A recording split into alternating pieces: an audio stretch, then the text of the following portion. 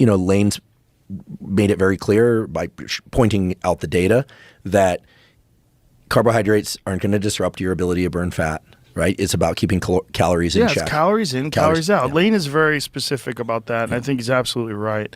There's so many people that have these ideas that if you eat carnivore, you burn fat because of, you eat less calories. Yeah. You get satisfied quicker, you eat less calories. Well, I have one idea that I'm hoping someone will test, which is when you're on a low carbohydrate diet or you're doing intermittent fasting, one thing that's very clear is that your adrenaline and noradrenaline, epinephrine levels are higher.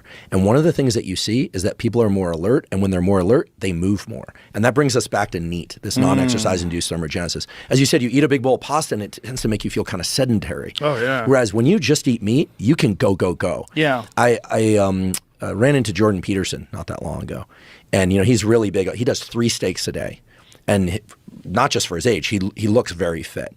And he feels strong. Now, I don't know what he's doing in the realm of training. I don't think he lifts weights. Exactly. So I don't think he has to replenish glycogen the same way many people do. But I think for people who are doing mostly cardiovascular exercise, some resistance training, I think he does some, the carnivore thing may work very well. But I think that also just being a mobile, moving person, and this thing about NEAT was discovered because they noted that people that were very thin tend to move a lot. It was a reverse it was kind of correlation in both directions. Whereas people who are larger tend to be pretty sedentary and they move slower.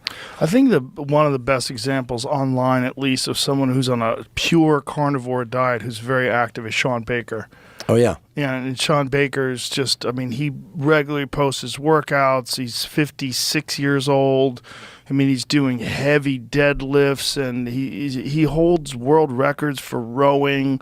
He's like a serious power-based athlete who only eats steak. Mm-hmm. That's all he eats. He doesn't incorporate organs. He doesn't do anything else. I don't know if he's taking any vitamins or minerals, but most of what that guy eats is steak. He looks super fit. Great. He's very fit.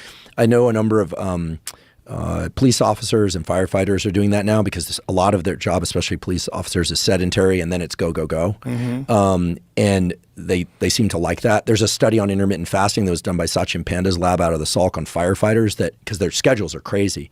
And being a night owl and then swing shifts is just terrible, wreaks havoc on your metabolic system. It's just one of the quickest ways to make yourself ill, but we need shift workers, right? Thank you, shift workers. So the intermittent fasting and these more, let's just call them elimination diets, where it's mainly carnivore, really help those communities stay fitter and more active. There's a guy on Instagram, I don't know his name, but I love his police posts. He shows amazing. Yeah, I follow him. And he sometimes puts up this post. I love these ones. I do see how intense that job is, and like, wow. But he'll post like supplements, and it's a steak. He's just all about protein, training, and the job. Yeah. In other aspects of life, he keeps quiet.